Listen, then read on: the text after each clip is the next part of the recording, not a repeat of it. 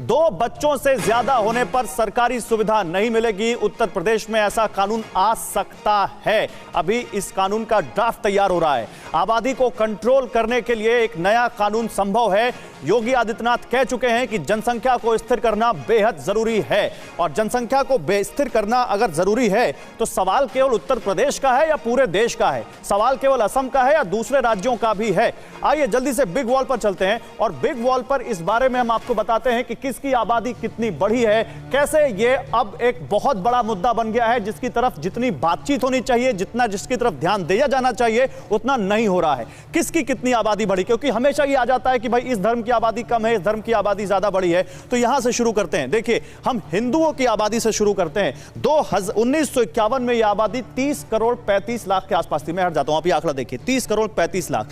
2011 में यह आबादी होती है 96 करोड़ 63 लाख। अगर मुस्लिम आबादी की बात करें तो 1951 में यह आबादी थी 3.54 करोड़, करीब 3.5 करोड़। लेकिन 2011 में यह बढ़कर 17 करोड़ से ज्यादा हो जाती है। आप परसेंटेज देखेंगे ना इन दोनों का, तो उसमें ज्यादा आप समझ पाएंगे इस चीज को। सिख आबादी 1951 में 62 लाख और 2011 में 2 करोड़। इसी तरह ईसाइयों की आबादी 1951 में 84 लाख और 2011 में 2 करोड़ 78 लाख। यानी अगर एक पैमाना यहां पर माने तो यहां पर आप देख सकते हैं किस तरह से किस धर्म की आबादी कितनी तेजी से बढ़ी है। अब यहां पर बात करें, हम दो हमारे दो जरूरी क्यों हो जाता है, क्यों जरूरी है यहां पर? लेकिन यहां पर हम आप देखिए, आपको बताएं, जनसंख्या अगर ज्यादा होगी तो फायदा नहीं मिलेगा। कहां पर किस तरह का कानून है या कहां पर अभी इस बारे में बात हो रही है? राजस्थान, 2 से ज्यादा बच्चा सरकारी नौकरी नहीं।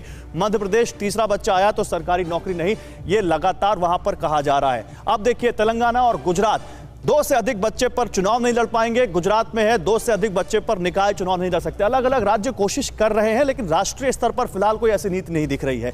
महाराष्ट्र और ओडिशा, महाराष्ट्र 3 बच्चा तो निगम चुनाव के लिए अयोग्य, ओडिशा 3 बच्चे तो इलेक्शन लड़ने की इजाजत नहीं। इसके बाद आगे बढ़ते हैं, उत्तराखंड 2 चाइल्ड पॉलिसी, नगर पालिका चुनाव नहीं लड़ पाएंगे। इसके अलावा असम और उत्तर प्रदेश में भी अब इस पर बात हो रही है। लेकिन हम दो हमारे दो क्यों जरूरी है? ये बहुत बड़ा सवाल है जिसको आप समझिए। संसाधन के बंटवारे की समस्या है, भौतिक संसाधनों के बंटवारे की समस्या है, प्राकृतिक संसाधनों के बंटवारे की समस्या है। रहेंगे कहां? हम देखते हैं आज भी झुग्गी झोपड़ियों में कैसे लोग रहते हैं, तो ये वही समस्या है। रोजगार, लोगों को हम काम कैसे देंगे? एक सीमित संसाधन के तहत हम लोगों को नौकरियां दे सकते हैं। जीवन में गुणवत्ता, क्वालिटी ऑफ लाइफ कैसे मिलेगी जब इतनी ज्यादा भीड़ होगी और जब इतनी ज्यादा डिमांड होगी? गरीबी और अशिक्षा में बढ़ोतरी होगी, क्योंकि वहां पर लोगों की कमाई कम होगी, कमाई बटेगी और लोगों को क्या शिक्षा उस हिसाब से मिल पाएगी? भौतिक साधन, यानी आप ट्रेन में सीटें 70 हैं और जाने वाले 700 हैं, तो बाकी लोग कैसे जाएंगे? वनों की कटाई, लगातार उसके लिए लोगों के रहने के लिए जमीन चाहिए होगी और वहां पर वनों की कटाई होगी और संसाधन जो वनों से मिलते हैं उनकी भी खपत ज्यादा होगी। वायु प्रदूषण, जो आज एक बहुत बड़ा मुद्दा इस देश में बन चुका है, ऑलरेडी देश के कई सारे शहर इससे प्रभावित हैं। अब इसके आगे हम दो हमारे दो का विरोध क्यों हो रहा है ये भी समझिए। विरोध भी हो रहा है, मैंने कहा ना कि कुछ लोग मुसीबत नहीं मानते। इसका तर्क क्या है? क्योंकि चीन के जैसे मुसीबत बढ़ जाएगी। चीन में क्या मुसीबत बढ़ गई है इसके बाद? 1979 में चीन में 1 चाइल्ड पॉलिसी आई थी, यानी एक बच्चा पैदा करने की इजाजत। 37 साल तक चीन में यह पॉलिसी लागू रही। 37 साल तक चीन में लोगों ने इस पॉलिसी को माना। 2016 में उन्होंने अपनी पॉलिसी चेंज की, जो प्रदीप जी कह रहे थे अभी। 2 चाइल्ड पॉलिसी लाई गई वहां पर, क्योंकि वहां की सरकार को लगा कि अब हमारी आबादी बहुत ज्यादा बुजुर्ग होती जा रही है और हमारे बुजुर्गों की आबादी बढ़ रही है। 2020 में पॉलिसी बदली गई और अब वहां 3 चाइल्ड पॉलिसी कर दी गई, क्योंकि चीन को लगता है कि उनके यहां बहुत ज्यादा बुजुर्ग आबादी होती जा रही है और जो युवा लोग हैं उनका प्रतिनिधित्व कम हो गया उनकी आबादी में। 10 साल बाद इसका क्या असर होगा? चीन में सैनिकों की कमी होगी, क्योंकि वहां पर युवा लोग नहीं होंगे सैनिक सेना में भर्ती होने के लिए। चीन की, इसके बावजूद, ये सारी पॉलिसी आने के बावजूद, चीन की आबादी बढ़ाने के सारे कार्यक्रम फेल हो गए हैं और लोगों में अब वो उत्साह नहीं दिख रहा है। चीन की आबादी को शादी पर से विश्वास उठ गया है और वो कहीं ना कहीं उनकी मानसिकता में घुल गया है और अब वो इस सरकार की पॉलिसी पर भी आने पर भी सरकार के साथ नहीं खड़े दिखते। और ये केवल यही नहीं है, आबादी का अर्थशास्त्र हकीकत है या कुछ और है ये भी समझिए। ये अर्थशास्त्र से पूरा मामला जुड़ा हुआ है। देखिए, स्थिर जनसंख्या के लिए फर्टिलिटी रेट क्या होना चाहिए?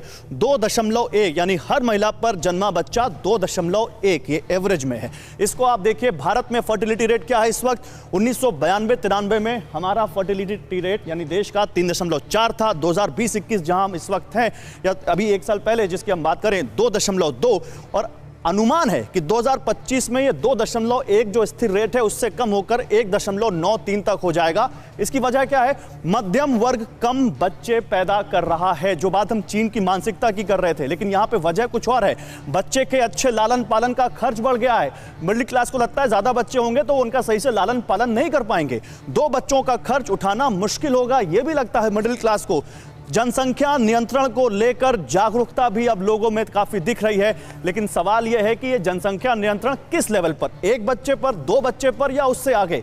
अब आबादी का अर्थशास्त्र दुनिया के लिहाज से यह जानना आपके लिए बेहद जरूरी है, क्योंकि यह अर्थशास्त्र आप समझेंगे तो आप समझेंगे कि कैसे यहां पर यह एक बहुत बड़ी बहस है दुनिया के लिहाज से। चीन देखिए, अगर 2017 की बात करें तो 141 करोड़ की आबादी वहां पर, जो कि 2100 में बढ़कर 73 हो जाएगी, और 2024 की बात करें तो 143 करोड़ हो जाएगी। यानी आने वाले दिनों में चीन की आबादी घटेगी अगले 70-80 सालों में। भारत की आबादी 138 करोड़ जो कि 2017 में थी, 2100 में ये 109 होगी, और अधिकतम आबादी हमारी कब होगी? 2048 में 160 करोड़। यानी 2100 में भारत दुनिया में नंबर 1 वाली आबादी का देश होगा, बल्कि 2048 में ही बन जाएगा वो।